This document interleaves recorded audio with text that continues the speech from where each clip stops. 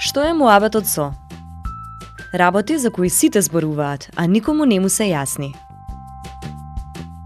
Што е муабетот со?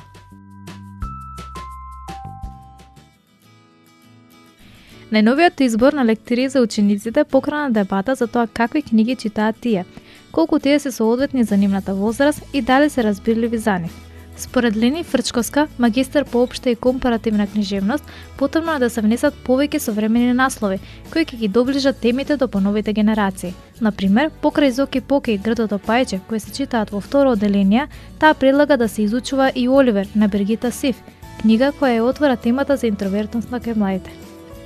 Значи кај нас, што знам, има книги кои првпат се објавени од 70-те години, луѓето ги децата ги читаат, меѓутоа тоа веќе не е современа литература и не може темата на девојче која раста во 70-те години, она се соочува веројатно со исти прашања, љубов, заљубување, меѓутоа на друг начин денеска се соочува со нив.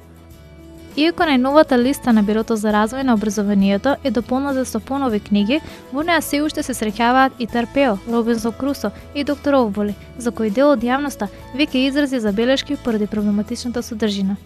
Листата можеше да биде подобра. Например, сега таква каква што е. Има наслови како Звездани перничиња на Славка Манова, која книга прави обид да пишува бајки на оној начин на кој се веќе пишувани од браќа Грим, например, и руските бајки, сето тоа, меѓутоа е она многу послаба од нив, така да кога веќе би избрале фолклорни бајки, има многу подобри од тоа што таму се нуди.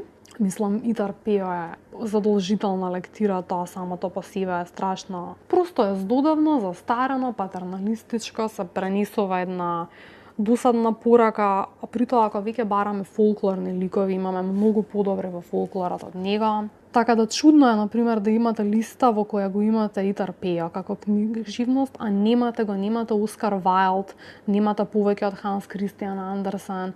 Таа лист, тоа не е во ред, тие луѓе во литературата за бајки се буквално свети имиња и едноставно не е во ред да се пропуштат. Во листата од годинава се воведува и Хари Потер на J.K. Роулинг во 9-то одделение. Според Фрчковска, таа е соодветна за децата од 11 години, со цел да можат да се соживеат со ликот. Но таа додава дека лектирите треба да го учат детето и на потешки теми, бидејќи во спротивно остануваат емоционално и интелектуално хендикепирани.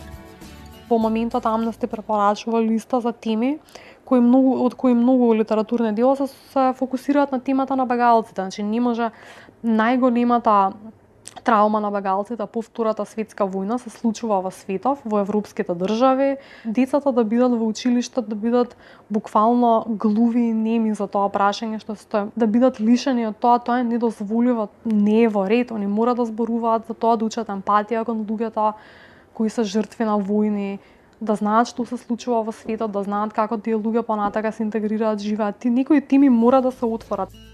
Како позитивен пример, Фрчковска ја посочува Хрватска, каде покрај лектирите низ годината се гледаат и филмови инспирирани од книги. Покрај ова, ученикот има можност самостојно да избере книга што ќе ја чита и ќе ја представи пред своите соученици. Слободна лектира е секое дело кој ученикот сам ќе го побара и ќе го прочита и понатака ќе побара да дискутира со наставникот или да го представи пред соучениците. Целта е, меѓусебно да се поттикнуваат да читаат. Целта, како што е наведено во хрватскиот образовен стандард, национален стандард, е самостојност во читање и личен однос кон книжевното дело. Значи им се дава професорот отворен кон тоа ученик да му предложи некоја книга, да образложи зошто е битно другите да ги знаат. На тој начин дури оние ученици кои веројатно би имале отпор кон читање, ќе им се даде простор да презентираат својата приказна и да разговараат. Листата со лектири, смета Фрчковска, треба да се ревидира еднаш годишно и да биде отворена за предлози не само од наставниот кадар, туку и за луѓе од невладиниот сектор, експерти од филолошкиот факултет, како и луѓето кои се бават со детската литература. За крај, Фрчковска нагласува дека изборот на лектирите е важен, бидејќи тие треба да му помогнат на ученикот да го формира својот карактер, така што ќе биде склон кон критичко мислење и отпорен на секаква пропаганда. Оваа содржина е поддржана од National Endowment for Democracy, со цел да поттикне активизам и социјална инклузија. Истовремено, нудејќи веродостојни информации и борејќи се против ширењето на дезинформации кај младите.